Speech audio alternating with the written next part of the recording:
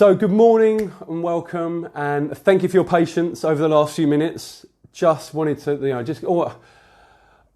this usually I do on the beach each week throughout the autumn.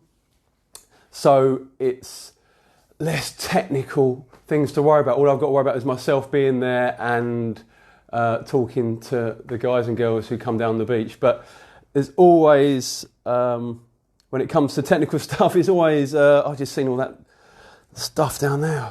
What a state. There's always a few technical things. This is my first one I've done on a live. So it's been a bit daunting. I've been way outside my comfort zone, but really good. Good for me to do.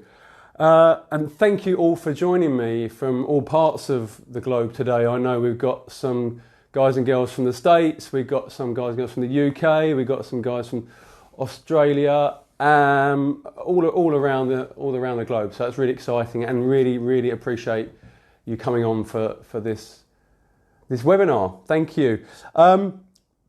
Really poor preparation for me. I literally have come straight from the sea. I had a swim this morning. My swim buddy was running a bit late, and I thought I'd have plenty of time to come in and get myself prepared for this, but he was running a bit late and I got super cold. Literally about 15 minutes ago, I was wrapped up in so many layers, shivering in the corner, trying to warm myself up to get myself. I was meant to be done about an hour ago, but because he was late and I wanted my swim, so it's which I don't have many of those opportunities to swim because I'm working a lot of the time. These small opportunities I needed to take. So 20 minutes ago I was a gibbering wreck in the corner, and now I've managed a cup of tea, cup of coffee, and I'm back for you guys. So it's super exciting. Just how we're going to work things out today. I'm just going to talk about a bit about me, what I'm about, what I do.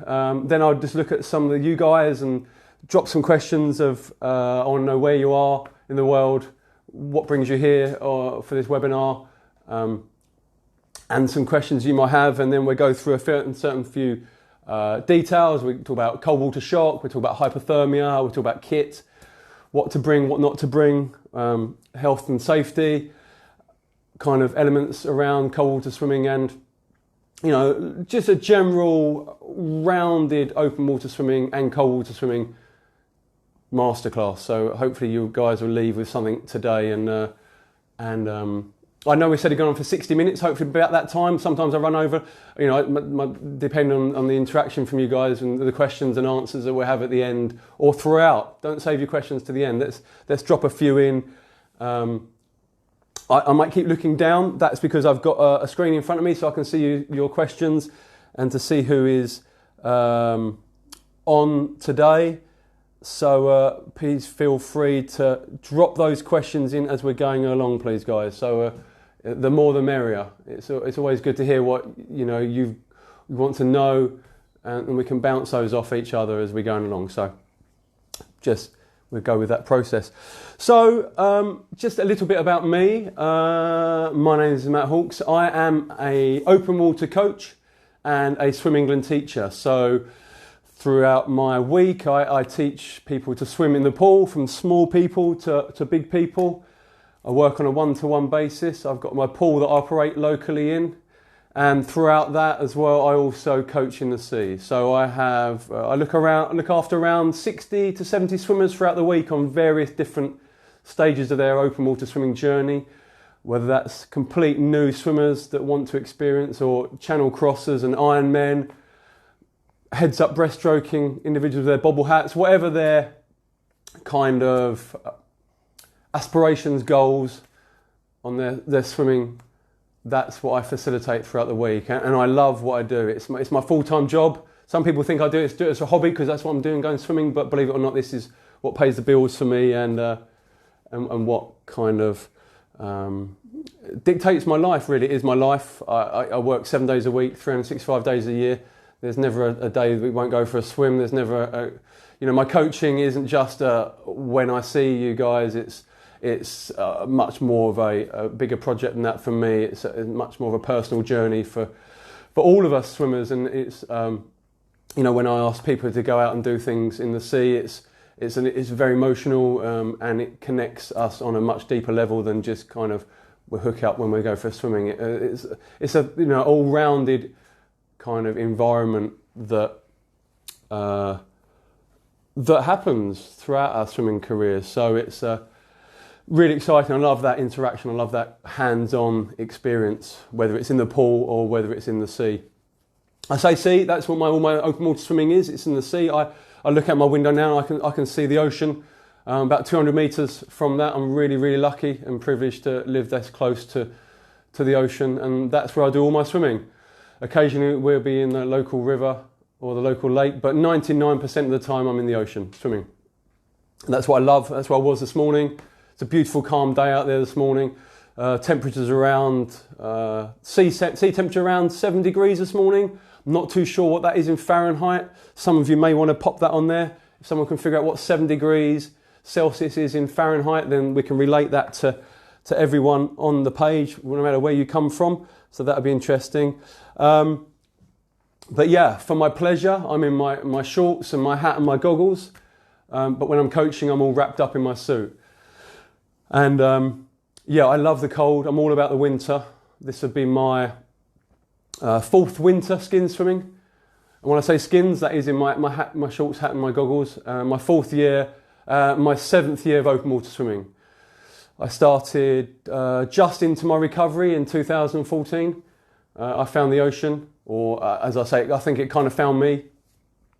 And the connection was there. I put down a lot of other things negative in my life and found this much more positive vibe that I got so much from, both physically and emotionally. So it's been a real healing element throughout my recovery over the last nearly 7 years now. So it's a big part of my life, and the family that was created around that, the network of individuals that I call my friends and my acquaintances, have been a big part in my onward journey through my recovery and my open water swimming. So it's amazing. So sea swimming is what I'm all about, and that's where I am kind of with all the team. So that's a little bit about me. I know some of you guys here I kind of checking in from all over the globe, and I've had some really good messages from you all, and looking to, thank you, John. So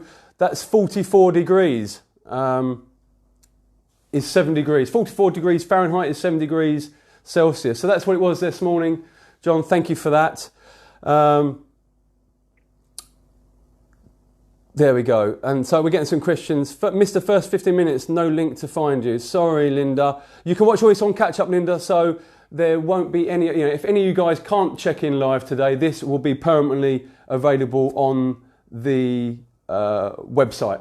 Sorry, not on the website, on this page that you're members of. So if you can't catch it all, or you've got to drop out early, you can always watch it back later anyway. So that was the kind of what I wanted from this. I didn't want it to just be a one-off thing, because I know some of you guys are across the pond, some of you over on the west side of the west coast of the States, and you should still be tucked up in bed by now, I would have thought. But it's always going to be there for catch-up. And yeah,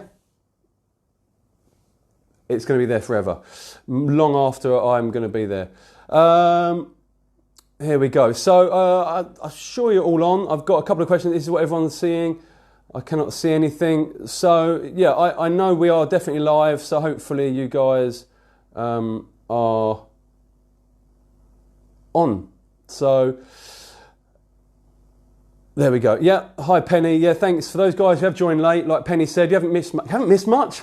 This is my intro and a hello. So yeah, that's right. You can watch that bit afterwards. That's it. Yeah, maybe some of you guys got to open up in Chrome. Maybe it's Safari doesn't like it. So yeah, we're all good though.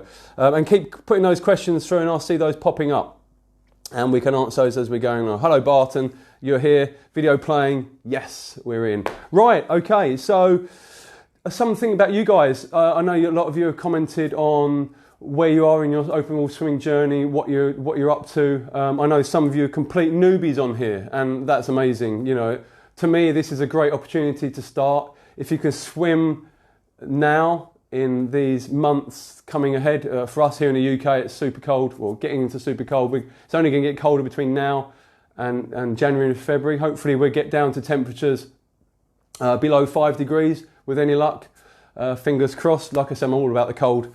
So it's for the newbie now starting, if you can get your swimming in throughout the winter, then to pop out in the spring you can take on anything. In the summer you'll just be an amazing swimmer, athlete, whatever. You know, all the hard work for me is done during the winter months, and you pop out in 2021 flying. So yeah, that's, to me, is a great thing. I know I've got some coaches on here as well, and some teachers who are looking to expand their experience outside of the pool and bring it into the sea. Really important. Yeah, I mean, it's a great thing to do. I was a pool swimmer before, and like I said, in recovery I found the open water, and I've not really looked back. Obviously I use the pool. It has a really important place in training, and to work on technique and skills 100%, and then we can translate that into the sea. So the happy balance between the two, the pool and the sea, for me is really, really important. You know, during lockdown here in the UK in June and May and June, I had a lot of kind of new starters, and the pools were closed. With the sea being warm, I was able to teach non-swimmers to swim in the sea. But obviously in the winter months now, the colder months, we need to be. It's all about, you know, it's time critical out there, and there's only a certain amount of time. Like myself, I've only got a certain amount of time in the water in my COSI, depending on certain degrees that I'm in for. So I have to be really, really careful with my swimmers. You know, we're always on the watch, whether that's in a wetsuit, whether that's in your skins. I'll talk about this later, but one of the best bits of kit I ever got for my swimming is just a normal bog standard stopwatch. It's kind of, this was like £15, and it gets used daily. You know, without my stopwatch, I've got no idea how long my swimmers are in for, and no idea how long I'm in for. This isn't a fancy watch. It doesn't tell me distances or strokes or temperatures. It literally is a standard stopwatch, and I advise anyone out there who's serious about their swimming, and you know, because we can get caught out there. We can kind of, you know, I swam for 27 and a half minutes earlier in around 7 degrees. Without my watch, I would have no idea how long I was in there for. You know, you can kind of get uncomfortable in there, or the cold doesn't really hit you. Various different kind of variants of cold water swimming, and you've got to be on your game. It's, to me, some people don't say it's an extreme. I think it's an extreme sport, cold water swimming. You put your body through the ringer every time you swim out there. Your head and your body go through something that doesn't generally happen outside of cold water swimming. I don't experience anything in my, let's call it my real life, that, you know, cold water swimming does. I swam this morning. I had butterflies. I had nerves. You know, even up until the moment we stepped in, and it was a beautiful day out there, calm. But the fear is still real. I know that the recovery is a shocker, and it hurts. So that's and to put my body and my mind through that is, what I say to all my swimmers, it's a powerful thing that helps me outside of my swimming. Helps me in my relationships. It helps me in my day-to-day running my business. Helps me with other individuals. It helps me just manage myself, and you know, I talk about the mental health benefits going forward, but it's so empowering for me personally that it just encompasses many benefits across my whole life, even, you know, when I'm out of the water sort of thing. So yeah, it's really important to me. So tell me about your watch. Where can I get one like yours, please? Yeah, sorry, Donna, it's not that fancy. It literally is. I can leave a link. It was just an Amazon purchase, Casio watch, literally Amazon purchase. I will leave a link for where I got my watch afterwards. £15. I think it might have been shot cheap, but best £15 I've ever spent. So it's really, really important. Would I recommend a more fancy distance watch? So to measure distance for me and time, when you're sea swimming, for me it's, and I keep looking that way, sorry guys, because every time I look that way I can see the sea. So if I glance off, my apologies. Distance and time, distance in the sea, in the ocean for me, it all depends on the day. Sometimes we can have massive winds down here and you're fighting against the tide and the current. So I think this morning I swam around 1,500 metres. I think it was just shy of a mile. But it was a dead calm out there, really flat, and every day is different. But how I do measure my distance though is on my phone.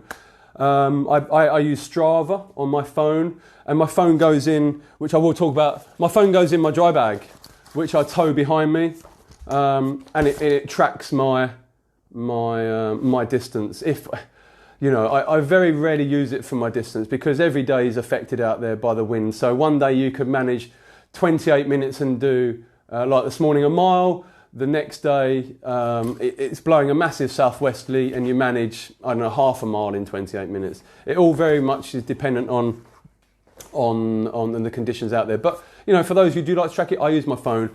Some watches I know are really good, but you pay a lot of money for watches. So it all depends on, and when it's your phone you're always going to have anyway. So you buy yourself a bag for safety.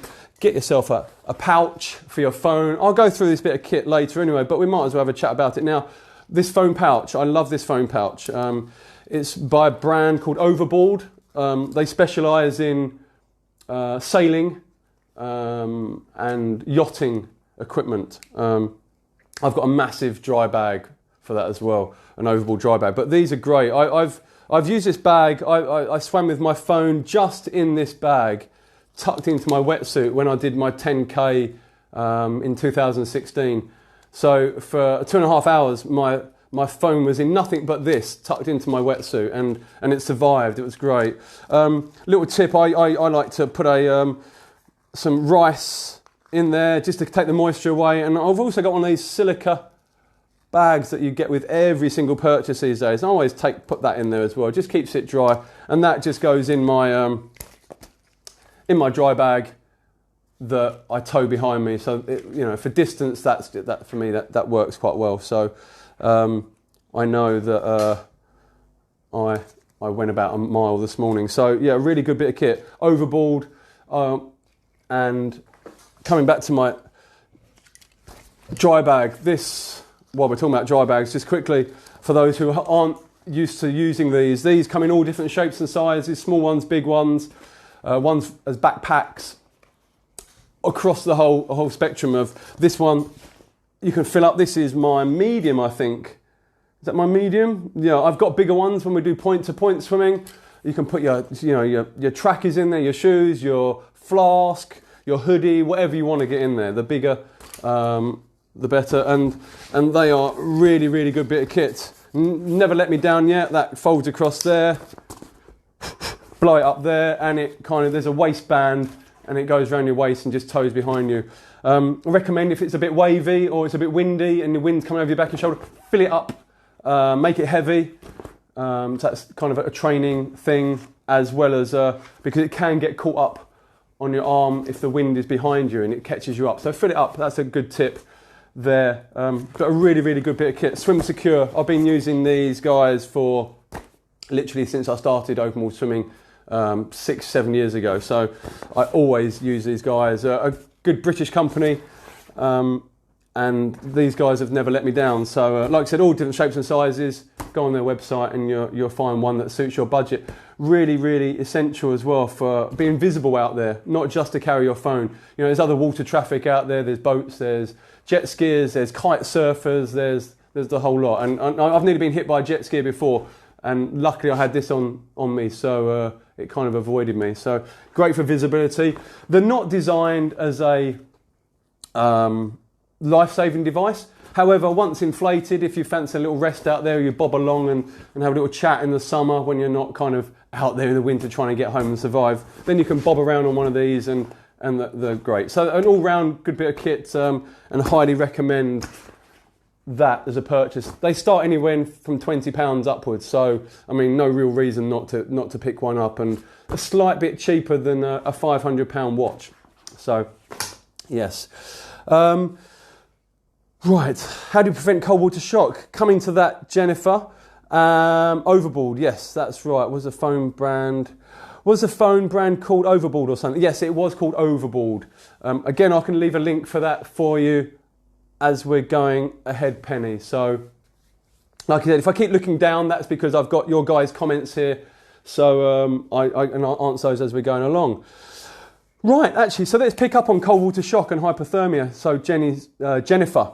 Where are you from, Jennifer? Let us know where you guys are from. I want to see some comments here and some thumbs up. Just want to see where you guys are all from and what you're up to in your swimming. So, yeah, cold water shock. Really, really important. Obviously, we are cold water swimming at the moment. Cold water swimming is defined anything below 15 degrees C. Again, I'll leave that with...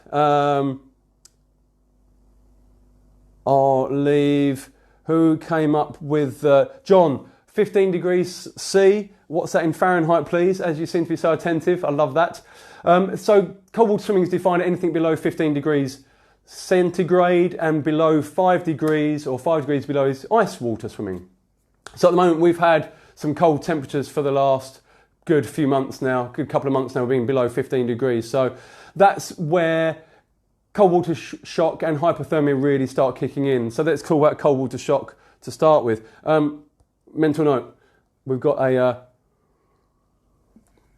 flask there, really, really important bit of kit. Get that warm water on board. But anyway, let's talk about cold water shock.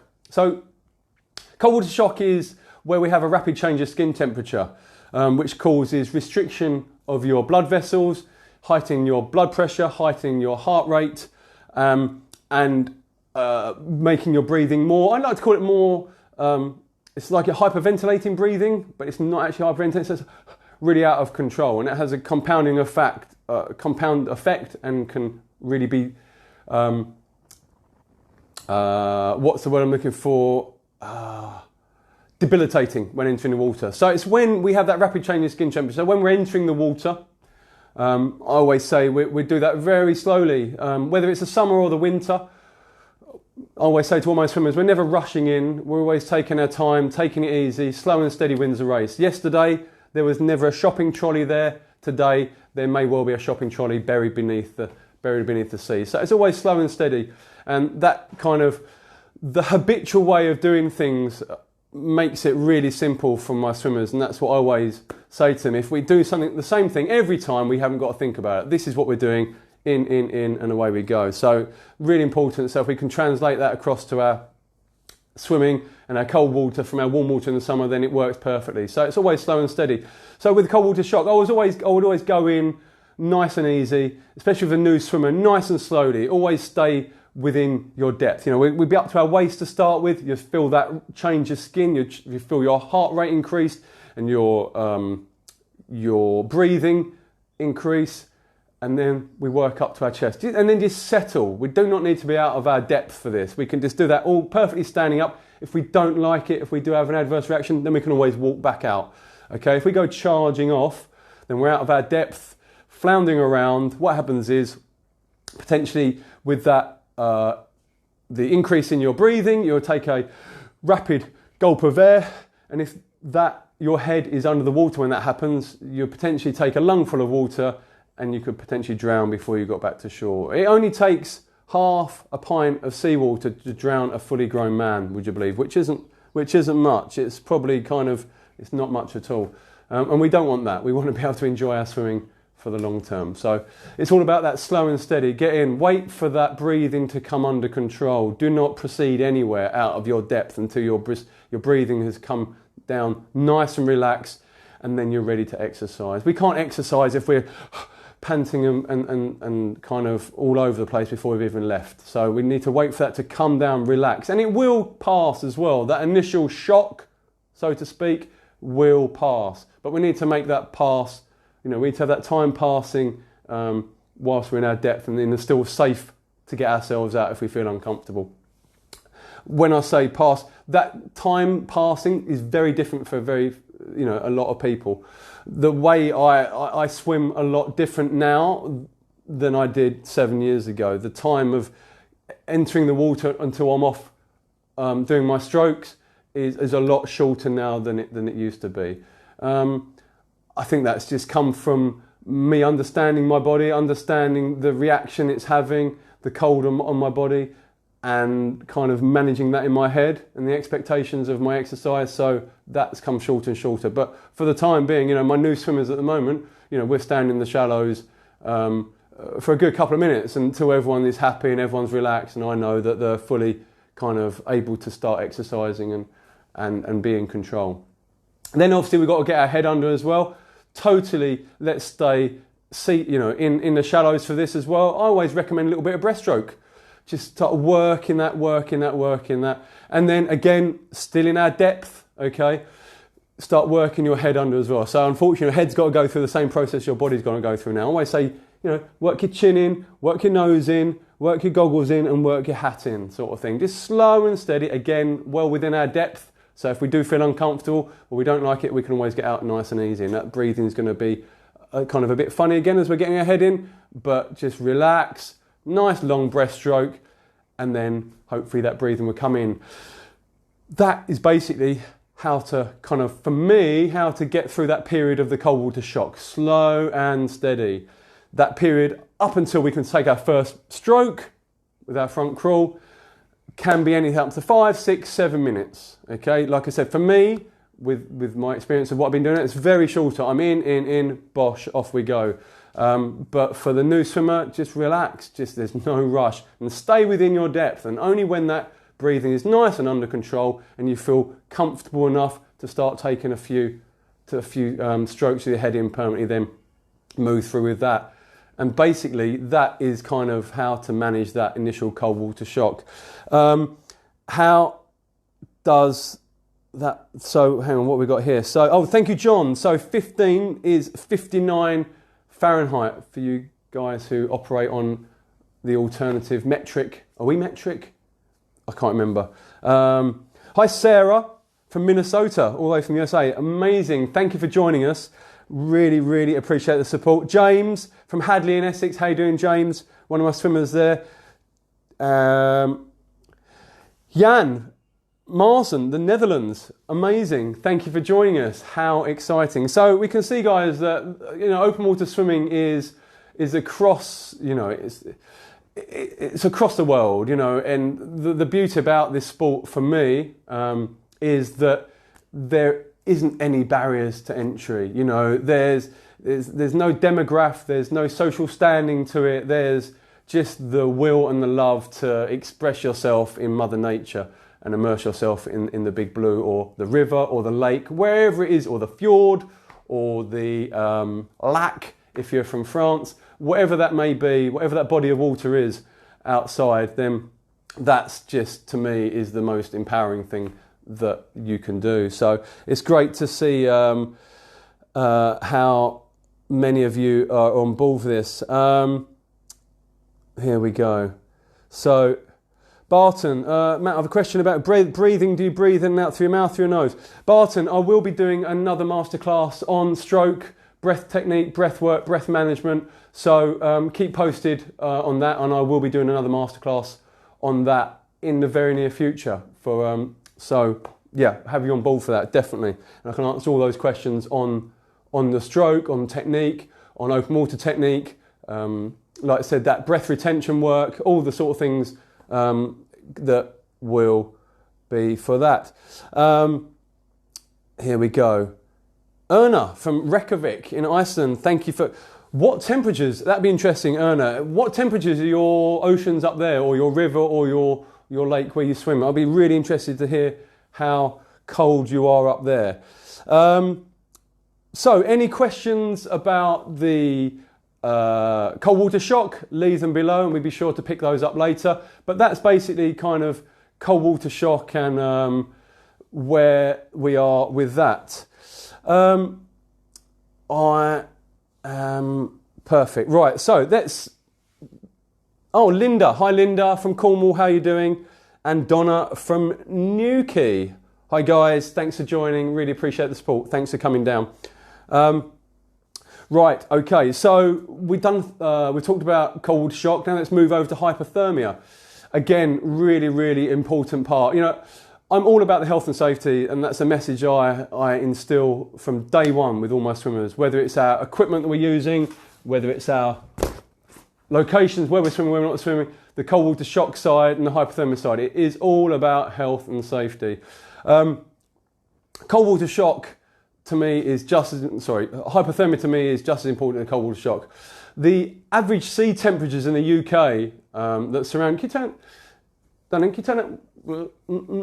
the average sea temperatures around the UK are around 12 degrees, and that's through August as well. So we are constantly in cold water because, as we know, cold water exists below 15 degrees. So we always got to be careful of cold water shock and hypothermia. Hypothermia is basically when we have a loss of body temperature and that core temperature, and that can come from cold water immersion, that can come from the external elements, from rain, being wet, being cold. All those things can influence our internal body temperature. But obviously what we're talking about today is the immersion in cold water. So we're looking at regular body temperature is usually around 36-ish degrees. Again, 36 degrees. Be really interesting to know what 36 degrees is, John, in Fahrenheit, please, for my body temperature. Hypothermia starts kicking in. Anything below that, 35, 34, basically when we are looking to get in trouble. Hypothermia basically exists because we can't keep our body temperature warm. And obviously with cold water swimming at the moment,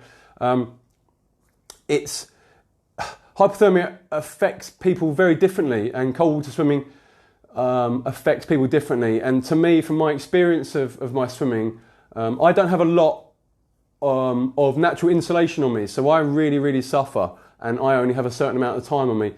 Individuals with slightly more natural insulation can stay in the water generally, in my experience with my swimmers, a little bit longer. So that hypothermia is delayed slightly. You know, when I talk about natural insulation, I don't have anything on me to keep my heat in. So no matter how hard I worked this morning, I was in there for nearly 30 minutes and I worked really, really hard. I couldn't keep my temperature up. You know, I would struggle. I would never be able to swim the channel, the English channel that is. It's around 17 degrees, 16, 17 degrees when everyone swims it, which is amazing. I would be lucky to last an hour and a half, 2 hours in 16, 17 degrees. And that's not through want of trying, that's just my body makeup and my lack of natural insulation. I wouldn't survive that, and they'll be picking me out after an hour and a half. Which is why you generally wouldn't find channel swimmers with not as much insulation. I know an amazing lady who swam the channel 4 times last year or the year before.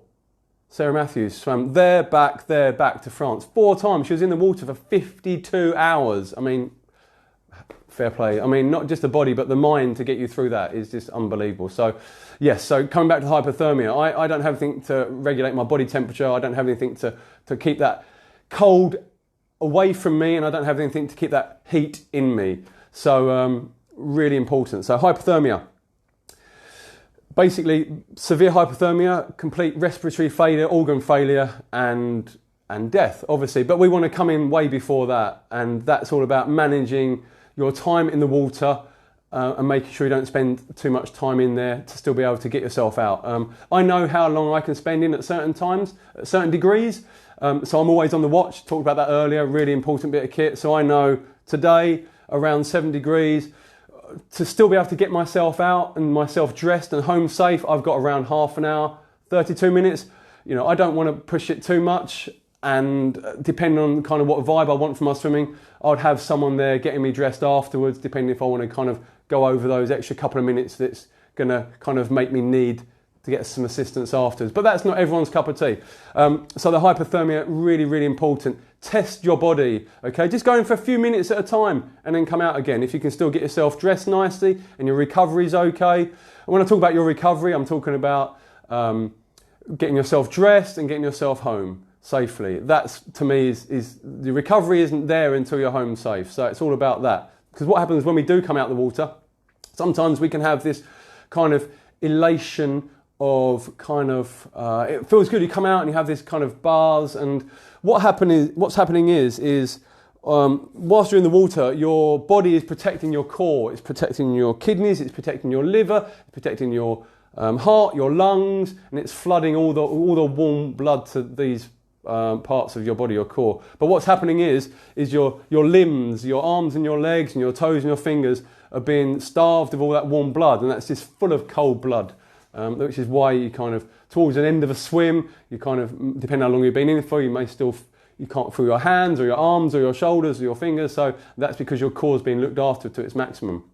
What happens is when you come out and you're getting yourself dressed and dried, the warm blood is now coming back into your extremities, which gives you that kind of prickly, kind of, yeah, I feel quite good sensation. However, that's a bit of a false dawn, because at the end of that, all this cold blood is now going into your core, and they call that the after drop. It's when you kind of, to me, it's like you coming and getting kicked up the backside, because it comes in and it sneaks in, and it always gets you. Well, to me anyway. I'm just talking about my own personal experiences and the experiences of my swimmers that swim with me.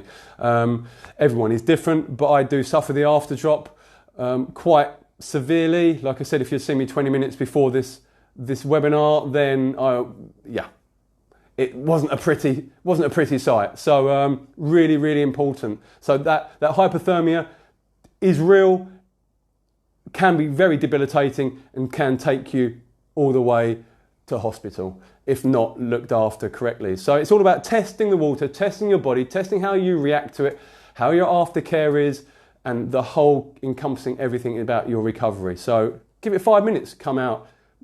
If you feel comfortable with that, then and maybe another minute, but do not overdo it in there, because it can come in. You can get in there and you can feel comfortable, you feel relaxed. However, time's ticking, and it's all about that aftercare as well. So it's really, really important. Hypothermia, cold water shock, both will kill you. No question about it. So it's very, very serious. That's why I'm talking about this first. You know, these are two really, really important things in cold water swimming. Saying that hypothermia can happen in temperatures above 15 degrees. So it's a year-round thing, hypothermia. So you have to be really, really careful, but especially careful in the winter months and the cooler months when, the air temperature today, we're quite, it's quite mild. It's not too bad. It's about 8-9 degrees Celsius. So we had no wind chill. So all those things affect your recovery afterwards and affect your time in the water. So really, really important to take all the outstanding outside factors into account when you're cold water swimming and open water swimming in general. So really, really important. Let's have a look. How are we looking, guys? We'll come to wetsuits in a minute, John. Okay, so 36 degrees, my body temperature, that's 96.8 degrees Fahrenheit for the internal body temperature, if you're using the other scale. So thanks for that, John. Have you on board? Right, okay, let's answer a couple more questions here. What have we got here? What wetsuit do I use? Do I use in baby shampoo for my goggles? Yeah. Do you ever swim alone, ever? Hi, Katie. I've got some. Oh, thank you, Erna. So it's around 2 degrees, your lakes in Iceland at the moment, or the sea. So colder than we are getting here at the moment. I'd love to have 2 degrees here, though, to be honest. That would be really, really ace. So, okay, so any more questions on cold water shock, leave below. Any more questions on hypothermia, leave below as well. And we'll endeavour to get through all those. I've got about 1 million questions here, so it's really good that you guys are engaging and good to hear all your thoughts. And I'll try and and do some. Elizabeth, 2 degrees in mid Wales. Wow. Might have to come for a visit when we can. Experience some really cold water. So, okay. So we can talk about kit now as well. So I know a couple of you guys have asked about wetsuits and goggles. So we can go through a bit of kit. Really important bit of kit is that flask. Rather parched. All that talking. So yeah, really important is your flask. So get that. You know, we talked about the aftercare of your cold water swimming, and we talked about the aftercare of making sure you're good. Getting a nice warm drink on board. You know, have that in your kit. Basically, really, really important. I never would go swimming without a nice hot drink afterwards. It's really important to get those warm fluids on board for me as soon as you can afterwards. So it's a go-to. Get yourself dressed. Talking about getting yourself dressed, make sure everything is laid out before you go for a swim. You know, make sure everything's in order, because for me personally, when I come out, it's, you know, we can be slightly disorientated sometimes, and you want everything in the right place so you can put it on. You know, it's really, really. I was just about to show you my other most important bit of kit, but it's gone. 2 seconds.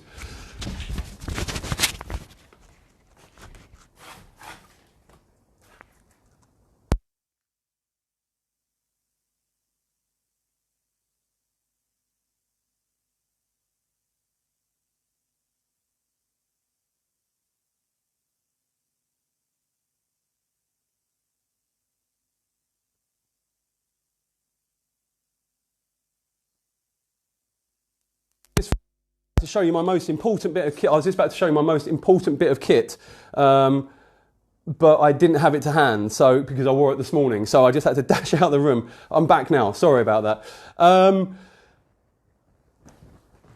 My poncho, my robe. This again, one of the cheapest things I've ever bought, but one of the most valuable.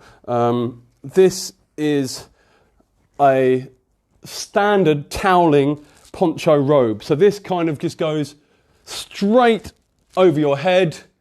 So important to get that wet kit off after you've been for a swim. Whether it's your swimsuit, ladies, whether it's your trunks, guys, or whether it's your wetsuits, get that wet kit off sharpish. You know, you're never going to get warmer if you've got that wet kit on still. So this comes straight out, straight over my head. This goes. Wet shorts off, really important, and then I'm ready to go. I'm safe, I'm secure. I haven't got to worry about indiscretions on the beach and flashing myself. It's 15, 20 pounds. What's that in dollars? Not too sure at the moment with the exchange rate, but like a legendary piece of kit. This and my watch, absolute game changer for me. What you'll find also is your I'll put that on there. Is your kit bag is a grower. It will grow with you. It will kind of develop as, you know, my bag now is not how it was all those years ago when I first started open water swimming. It's developed, and for me sometimes when I'm swimming and you know, I swam today and 300 metres, 400 metres into it, I was saying I need to stop. All sorts of excuses were coming into my head. Whether it's, I'd given myself a destination, doesn't mean I have to go there at all. It's all about risk management and being aware of where I can take my swimming and where not. But everything about my swimming today was let's stop, let's turn around now, or maybe I could walk back, or all these kind of fears and any excuse to kind of not carry on my swim. And sometimes to me, having my kit laid out, for example, is a comfort. Knowing that I'm going back for a nice hot drink, knowing that kind of I've got a hot water bottle, you know, another bit of kit, hot water bottle, really important. All those things will help me carry on my swimming and not just get out, because it can be really uncomfortable. It can be not pleasant, and I know what the after care is like. I know what the recovery is like, and it's all this comes in your head. It's like, stop now, turn around. What are you doing? It's going to be so much warmer at home, you know. But in that, to me, is that battle, and we talk about the mental health benefits and the physiological benefits of open water swimming, that power of kind of fighting through your head and continuing with what you want to do, even though, because basically your body doesn't want any part of what you're doing.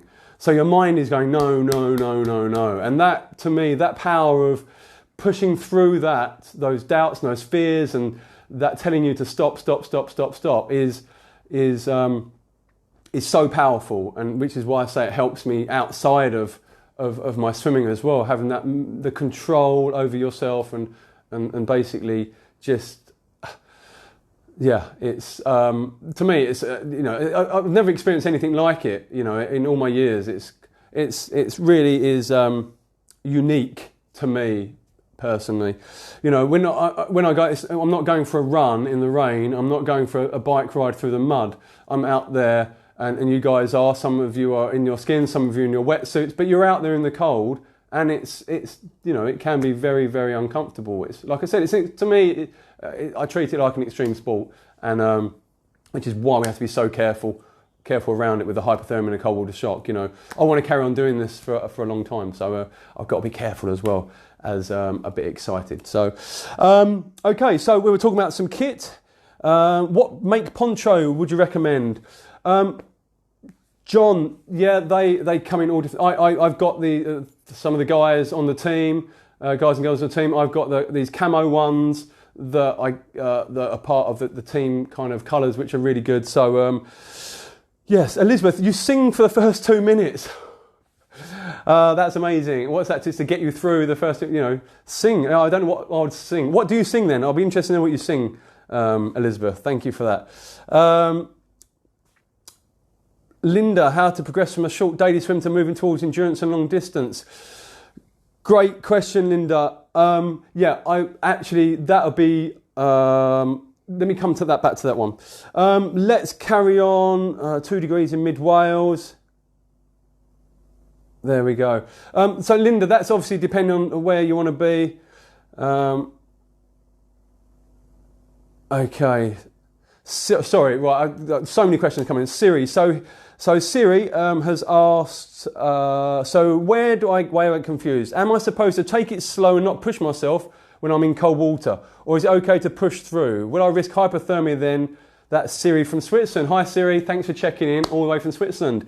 How cold are your lakes out there? I was in Switzerland early on this year. Beautiful, beautiful, beautiful place. I was in Lantebrau Valley, which was amazing. Did a skydive out of a helicopter. Highly recommend it. Is it okay to push through? Will I risk hypothermia? Like I said, Siri, earlier, slow and steady. Test your body, test your boundaries at the same time. 5 minutes in, how does that feel? Okay, go back in for another couple of minutes, add it on. But obviously between now and January, February here in the UK, our sea temperatures will be carry on dropping. So I know today I had 29 minutes in me. I guarantee in January I don't have 29 minutes in me. Around 4 or 5 degrees, I'm 20 minutes tops, and that's where I am. That's again to make sure I can still get out, still make myself safe, and that again is so important to me. The temperatures will drop, and my time in the water will drop with those as well. Really, really important. Okay, yes, the Grand Old Duke of York, amazing. That's a great song, Elizabeth. Right, so coming back to some kit. Let's talk about some kit. So we're talking about wetsuits, or I think John asked me about my wetsuit. So, like I said, for my pleasure, I'm in my shorts, hat and goggles. But when I'm coaching, I'm looking after my swimmers, I wear my suit.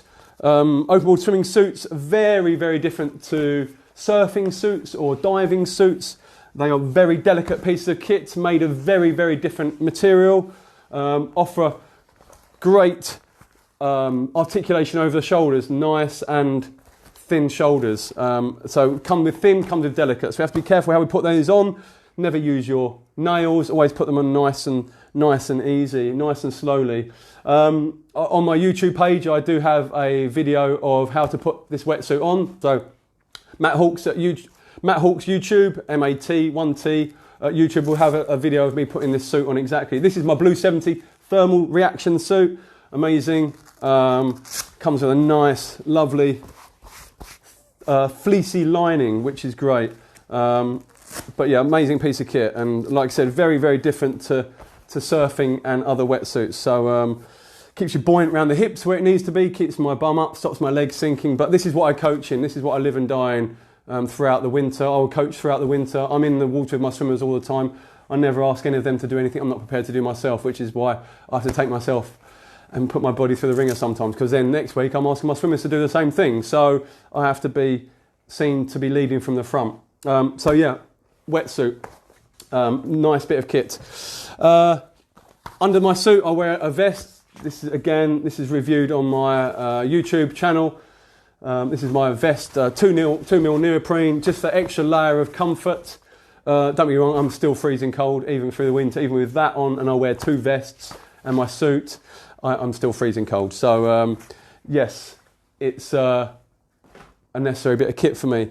Along with that, throughout the winter I wear my hood as well. This is actually a surf hood, an O'Neill surf hood, which is lined inside, neoprene, goes under the chin, keeps it nice and toasty down the side of my head, which is really important. That comes back down to visibility as well, and where we are with our hats and our goggles. Hats come in various different sizes, various different colours. You can get, literally I've only got one hat in front of me. I think that's because I left all my hats this morning.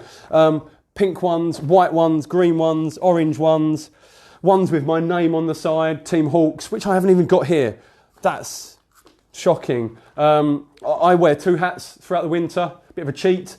I wear a Swim Secure, not this pink one, I wear an orange one, underneath my main cap. This one pulls nicely down underneath over my ears. This morning I wear one of those and my other hat on top. So this has got bobbles in it. Apparently it retains some air in there, so it keeps your barnet nice and warm. Also, when getting out, I always leave my hat on until I'm ready to put my big thick hat on afterwards, because it's keep that heat in the head as long as possible. So when you're getting changed, leave your cap on and then take it off at the last minute. Keeps your head nice and warm. Winter swimming as well for me, my coaching, I say just my coaching for long distance swims. I'll wrap up as well in my suit. So last week I did a 5 kilometre swim. That was in around 10 degrees, so we're fully wrapped up for that here in the UK. So I wear my boots as well. And again, nice empty, nice bit of kit. These are my thermal boots, come out nice and dry. Again, on my YouTube channel, there's a review of these boots. Highly recommend boots. These are surf boots. I can't find any kit. All my, I spend 3-4 hours a day out in the water in 10, 9, 8, 7, 6 degrees. And I need to have the right kit, and these are legendary. I can spend 3 hours in 6 degrees and my feet will still come out warm in these. Amazing bit of kit. Matching gloves to go with it as well. These are my O'Neill Heat Tech gloves, thermal lining, Spider-Man print on the front, which is obviously really important. Again, these are 3mm gloves. On my YouTube channel, you'll find all the information on this kit that I'm going through at the moment. Any questions at the moment? I use dog poo bags and hands and feet to slide my arms and legs in easy when putting on my suit. Barton, that's amazing. Have a look on my how to put a suit on page video on my YouTube channel, and I mention dog poo bags. I don't mention dog poo bags, I mention socks. But yeah, have a look over there. How are we doing on questions, guys? Oh, thanks, John. 6 degrees. That was before I even asked that, John. 6 degrees Celsius is 42.8 Fahrenheit. Thanks, John. Appreciate that. Always feel warm, comfortable going into the water. Do you do a good warm up? Yeah. Jan, yes, really important. I always go into the water, if I'm swimming skins, I always like to be warm. Some people like to be cold before they go in. I think, well, I'm going to be able to, I want my body temperature as high as I can be before I enter that cold water. So I'm always wrapped up, toasty, sipping on my coffee before I even get in. It's like taking my kit off and off I go sort of thing. Yeah, but some people are like, yeah, I need to acclimatise. I'm like, not for me, thank you, you can have that. I'm going to be nice and warm before I go in there. So yeah, I like to give myself as much advantage as I possibly can before I kick off. So yeah, interesting point. And we have the same mindset there, Jan. So Great. Right, let's have a look. What other bits of kit? Goggles. For me, polarized goggles throughout the year. Most of the time, I wore my clears this morning. I wear Zogs Predator Originals. I've been wearing these literally since 2014, and I will not wear another pair of goggles. They are not, this is being perfectly honest, they're not the best for not steaming up.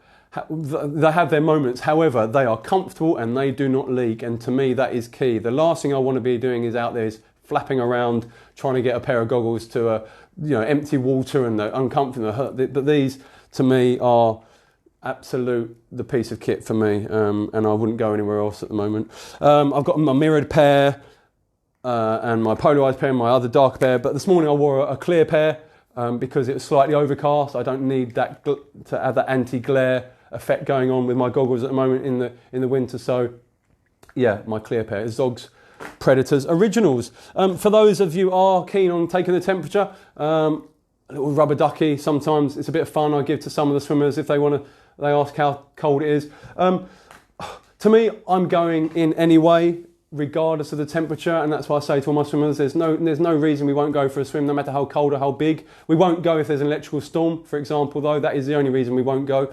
But other than that, it's just, I always say it's good for their good experience for them, good for their confidence. If they can go out there in big, cold, scary stuff, then they can go out there any time of the day. So for me, there's never a reason we won't go for a swim. So apart from a storm where there's electricity involved. Electricity and water do not match.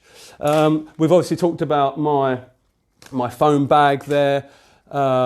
Any questions about kit as we're going along, guys? Let me know. That'd be great. Wetsuit holes and nicks. Black Witch is brilliant for any holes in your wetsuit, holes in your gloves, holes in your boots.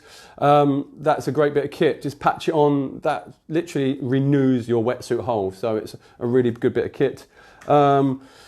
Visor spray that's not much either. That's like £5. Visor spray. I know Barton he's saying here he uses hand sanitizer spray with alcohol to stop his goggles fogging up. Yeah, I use visor spray, again, £2-3 on eBay, whatever, Amazon. A good bit of thing. If I forget to use that, just a bit of spit, wipe it in. That generally does the trick as well. For those of you guys in the wetsuits, and I wear this in my wetsuits, important to have that anti-chafe around the back of your neck and sometimes under your arms. Zone 3 do one. I did have another one down here in my little collection. Body Glide do one as well. Zone 3, really, really good price. Literally half the price of this this Body Glide one, and just as good. So I'd recommend Zone 3 on Amazon. I found that a couple of months ago. Really, really good and really well priced compared to that brand. What else have we got down in my little goodie bag? A whistle for your toe float. Important if you need help. Hopefully you won't, because you'll be following best practice and being safe and careful. And obviously those who enjoy night swimming, I know some of our swimmers, we like a bit of night swimming in the dark. Then we have lights for your toe floats and your dry bags, and glow sticks. Also, let's have a look. First aid kit, crucial. Always have one of those with me. Really, really important. What else have we got here? How many questions? What have we got? What have we got here? So loads more questions. Pour it in your suit before. Is a rash guard rash vest useful on its own? I'm a middleway between a wetsuit and a swimming costume. So a good question here from Andrea. Hi, Andrea. Sometimes, is there a middle ground between a wetsuit and skins? A rash vest, not for any thermal protection, really. It's kind of, no. I find if I find a rash vest, I find them quite, they kind of affect my swimming. So I would never generally, I have a rash vest on in the pool. That's for modesty. But I would never personally swim in a rash vest. So I think, I know you can get, this vest will do. This vest will offer some thermal protection rather than a rash vest. This is a neoprene vest. So if you want somewhere between a rash vest, a wetsuit and a swimming suit, then a thermal 2mm, 3mm vest will do. Again, have a look on the YouTube channel. There's details of that on there. Here we go. There we go. Right, what else we got? Camera, obviously a nice waterproof camera. If it's not on Facebook or Instagram or somewhere it didn't happen, apparently, so I'm told. I think that's it for kit, actually. Oh no, we've got obviously bigger kit as well. Sorry, I just grabbed my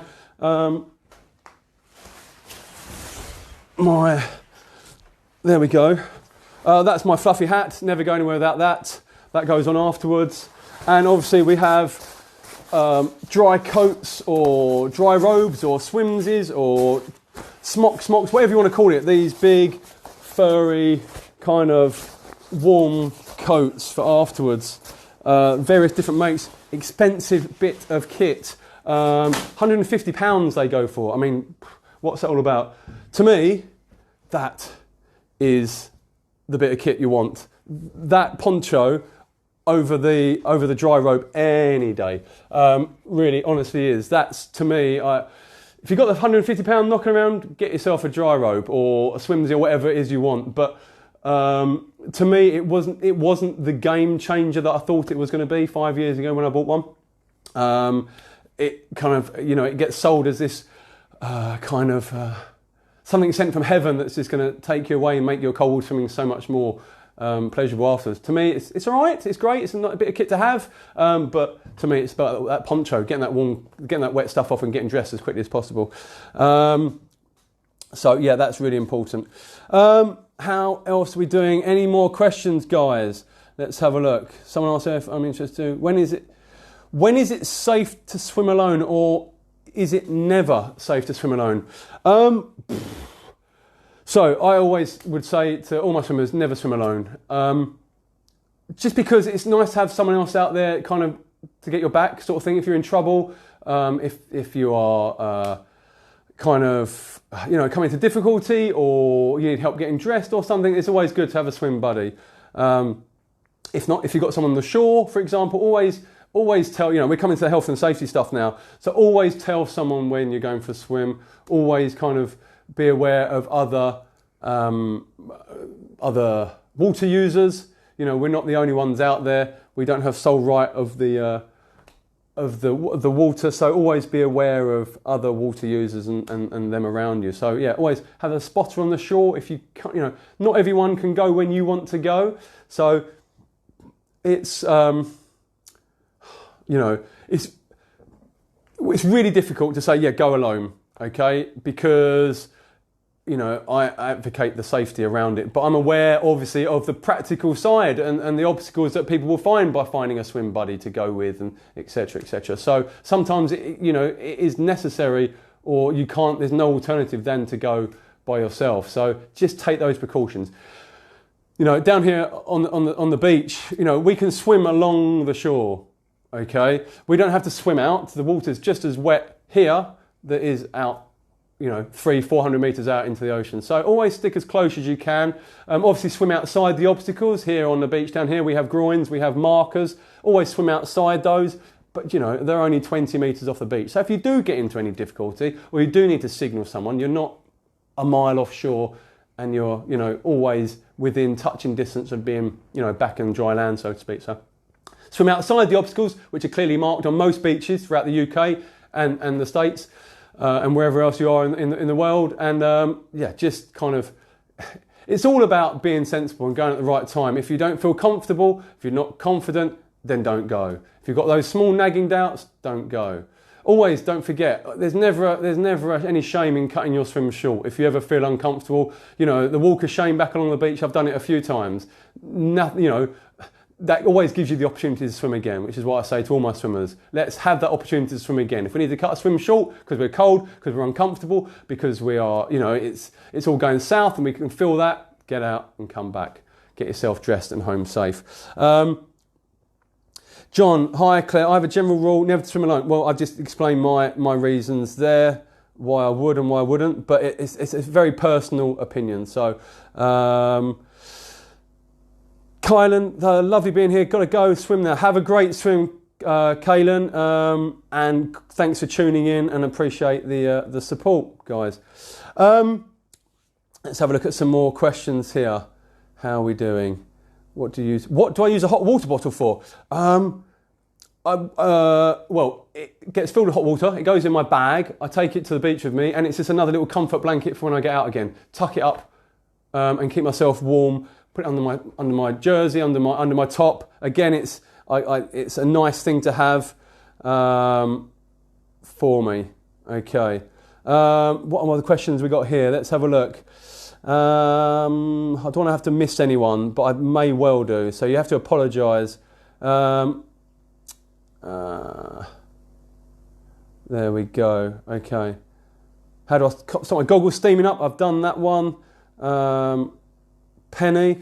Right, so we've done kit, we've done hypothermia, cold water shock, and we've also done the kind of time and tides, where to go and where to go. Various different beaches have various different tides. Here in the UK, here where I swim at the moment, we have a massive tidal range. It ranges up from 6 metres down to literally half a metre. So on a low tide, we can actually go a mile, or walk a mile out before we can find water. So, and I know various different beaches around the UK are very different. Your tides come in, your tides go along the beach, and obviously around the world, you know, we've got lakes which generally aren't tidal, we've got rivers that flow. So it's all about kind of getting local knowledge from, you know, your local open water swimming group, your local lifeguards, your local health and safety guys, everyone. There will be someone there where you swim. I know some of you are experienced swimmers and you swim all the time.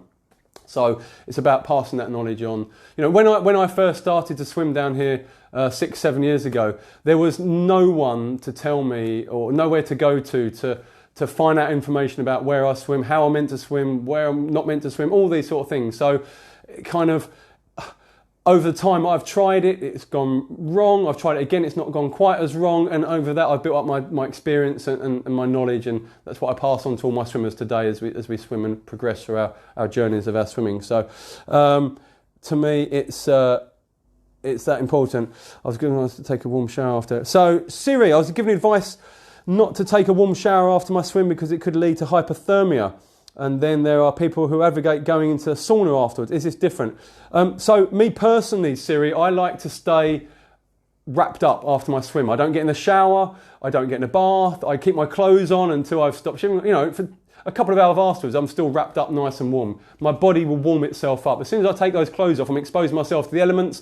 And I've tried, you know, a few years ago, I tried standing in the shower for hours afterwards. I cannot warm myself up. So from my experience, I stay fully dressed for a long time afterwards until I'm really comfortable. Because that first bit of discomfort is quite a long period.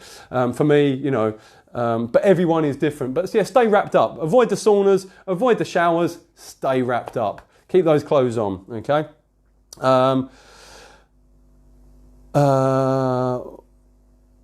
Let's have a look again. Yeah, John, the water temperatures here are very different. They fluctuate between patch and patch. You know, it's not as patch as it was a month ago. It's just cold now. You know, you might find a colder patch at the moment, whether that's 100 metres offshore, whether that's 40, 50 metres offshore. It kind of, it's just cold. It's not really cold yet, but it's cold. So yes, so that's a bit on that. Any more questions? Drop them in the box below, and I'll endeavour to answer all those as we go ahead. Like I mentioned, the YouTube page, I'll leave a link to that if anyone's interested in going watching me muck around with various different bits of kit and equipment and what I get up to on a daily basis. Would really love you to go over there and support that channel. Would be really appreciated. So give it a subscribe, give it a follow, and give it a thumbs up, and that'll be really, really appreciated. I would love that. If possible, please, guys. So let's have a look. Let's talk about what are we up to at the moment. How are we? Yeah, any more questions? Just looking for some of those more questions. Loads of questions. Thanks, guys, for all this kind of support. It really is appreciated. I will leave. Yeah, okay. So about the health benefits as well. Obviously, we know cold water immersion is fantastic for the immune system. I mean, it really boosts our immune system. It's great for our circulation. It's great for your libido, apparently, for anyone that's interested in that. And it's just great for your mental health. It's empowering. it's kind of, it makes you, to me, it makes me feel stronger as a person, physically.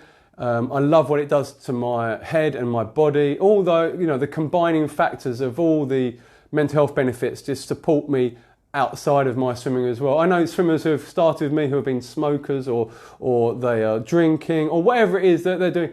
And they've come to me in a few weeks' time and say, Matt, I've not had a cigarette in six months. I've not picked up a drink in this amount of time. And I was like, why is that then? How's that then? He said, well, if I can put myself through what I do in a winter down, submersing myself in 5 degrees and put my body and my head through that, then I can do anything. And that's what it is. I think I can do anything now, sort of thing. Now I can do that.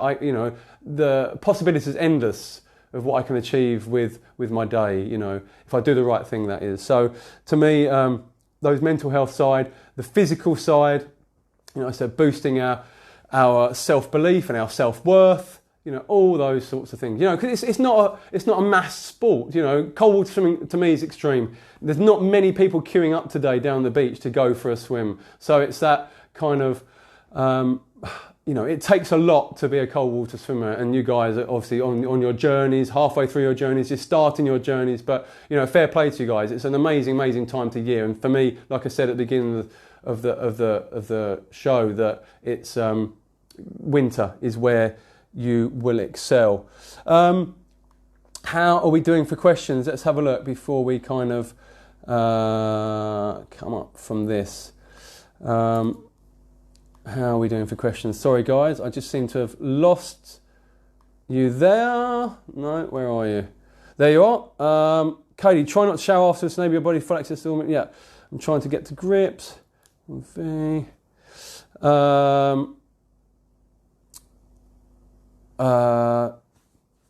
we go. I've just put a link up to my YouTube channel, guys, and really would appreciate a flick over there and a comment. To me, it's all about feedback. These are things I put on the beach. This is my first live today. So the feedback, honest feedback as well, which is what I want. I can't grow as a person. I can't grow grow the community, grow the channel without honest, constructive feedback. So I want to know what you guys thought. Okay, any more questions? Oh, John, you've subscribed already. Wow, that was quick. That's what I like to see. Again, this is support that I really didn't think would happen online. It's my journey over the last few years to where I am today is something kind of that I put down to my sobriety and my recovery. And without the support that I get from the community, without the support I get from you guys at home and down on the beach, I wouldn't be the person, the individual I am today. That's for sure. So a big thank you to all you guys who have tuned in today. Any more questions that we didn't pick up on today, then leave. And like I said, I will be doing other videos and other lives. Like I said to Barton as well earlier, I'm going to be doing technique videos, breathing videos, live, so you can all be part of those, and I'll list those so to be sure you don't miss out. Like I said, it's not all about the health and safety, it's not all about the kit, it's about, well, once we're in, how are we swimming in there? How is our breathing going to work? What should our open water technique be like? So I will be dropping links to those other webinars as we progress, and it's all going to be good. So again, thank you for your support. Thank you for tuning in today. And you have some safe swimming over the next few months throughout your winter. And I hope to connect with you guys going forward on various different adventures and various different webinars that I'm going to be doing. So stay tuned and not to miss out. Big love. Thank you all again, and don't forget to go over to the YouTube channel, and some support on Instagram would be amazing as well. I'll put a link up to the Instagram account there, because that would be instagram.com, because again, the open water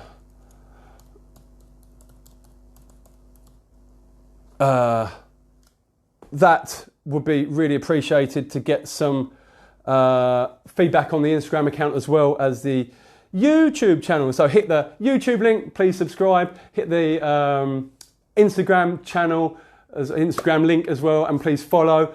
And please, please, please, please, please leave some feedback. I really, really would appreciate.